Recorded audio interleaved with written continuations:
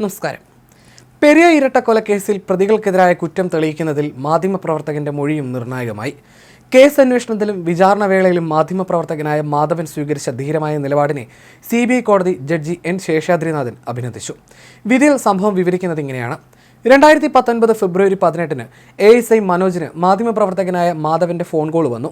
പാക്കം എന്ന സ്ഥലത്ത് ഒരു വാഹനം ഒളിപ്പിച്ചു വെച്ചിരിക്കുന്നുവെന്നും വാഹനം കാണിച്ചു കൊടുക്കാൻ തയ്യാറാണെന്നും മാധവൻ മനോജിനോട് പറഞ്ഞു. SI പ്രശാന്തിനെ വിവരം അറിയിച്ച ശേഷം അദ്ദേഹത്തിന്റെ നിർദ്ദേശപ്രകാരം CPMമാരായ ശ്രീജിത്ത്, രതീഷ് എന്നിവർക്കൊപ്പം പാക്കത്തേക്ക് പോയി. മാധവനും വഴിക്ക് വെച്ച് പോലീസ് സംഘത്തിനൊപ്പം ചേർന്നു.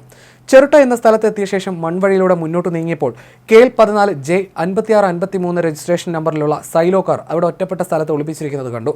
പരിശോധിച്ചപ്പോൾ വാഹനത്തിന്റെ രജിസ്ട്രേഡ് ഉടമ സജി C. ജോർജ് എന്നയാളാണെന്ന് അറിഞ്ഞു. ഇദ്ദേഹം കല്യോട്ട് ഇരട്ടക്കൊലക്കേസിൽ ഉൾപ്പെട്ടയാളായി സംശയിച്ചിരുന്നതിനാൽ CI വിശ്വംഭരനെ വിവരം അറിയിച്ചു.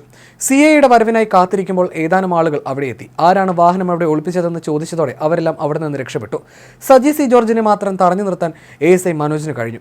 SI പ്രശാന്ത് സ്ഥലത്തെത്തി സജി C. ജോർജിനെ ചോദ്യം ചെയ്തെങ്കിലും ആരാണ് വാഹനം ഒളിപ്പിച്ചതെന്ന് വ്യക്തമായി മറുപടി നൽകാൻ കഴിഞ്ഞില്ല. ഇതേ തുടർന്ന് സജിയെ പോലീസ് ജീപ്പിൽ ഇരുത്തിയപ്പോൾ ഉദുമ മുൻ MLA KV കുഞ്ഞിരാമൻ, സഹകരണ ബാങ്ക് സെക്രട്ടറി ഭാസ്കരൻ വെളുത്തോലിൽ, രാഘവൻ, മണികണ്ഠൻ തുടങ്ങിയവർ സ്ഥലത്തെത്തുകയും SIക്കെതിരെ ഭീഷണി മുഴക്കുകയും ചെയ്തു. മഞ്ചേശ്വരം CI CB അവിടെ എത്തി കുഞ്ഞിരാമനുമായി സംസാരിച്ചെങ്കിലും സജി C. ജോർജിനെ ബലമായി പോലീസ് ജീപ്പിൽ നിന്ന് മോചിപ്പിച്ച് കൊണ്ടുപോവുകയായിരുന്നു. ഇതിനെല്ലാം മാധ്യമപ്രവർത്തകനായ മാധവൻ സാക്ഷിയായിരുന്നു. ഈ സംഭവത്തെക്കുറിച്ച് മാധവൻ വിചാരണവേളയിൽ വിശദമായി തന്നെ തെളിവ് നൽകിയെന്ന് വിധിന്യായത്തിൽ പറയുന്നു.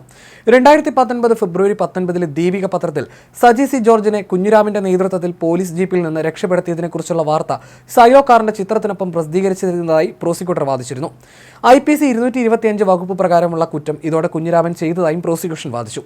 ഇതുമായി ബന്ധപ്പെട്ട് മാധവൻ നൽകിയ മൊഴി കൂട്ടിച്ചേർക്കലുകൾ ഇല്ലാത്തതാണെന്നും വിശ്വസനീയമാണെന്നും കോടതി വിലയിരുത്തി. അന്വേഷണ സമയത്തും വിചാരണവേളയിലും മാധവൻ സ്വീകരിച്ച ധീരമായ നിലപാടിനെയും കോടതി അഭിനന്ദിച്ചു. കേസിൽ പ്രതികൾക്കെതിരെ കുറ്റം തെളിയിക്കുന്നതിൽ ശാസ്ത്രീയ തെളിവുകൾ നിർണായകമായി എന്നാണ് കോടതി വിധിയിലുള്ളത്. അക്രമരാഷ്ട്രീയം മൂലം 2 യുവാക്കളുടെ ജീവൻ നഷ്ടപ്പെട്ട കേസാണിതെന്ന് പറഞ്ഞുകൊണ്ടാണ് കോടതി വിധി പ്രസ്താവന ആരംഭിക്കുന്നത്. ചെറുപ്രായത്തിലെ 2 യുവാക്കൾ അക്രമരാഷ്ട്രീയത്തിന്റെ ഇരകളായെന്നും ഇതോടെ 2 കുടുംബങ്ങളെയാണ് തീരാ ദുഃഖത്തിൽ ആഴ്ത്തിരിക്കുന്നതെന്നും കോടതി വിധിയിൽ പറയുന്നു. ശാസ്ത്രീയ തെളിവുകളാണ് കേസിൽ നിർണായകമായത്.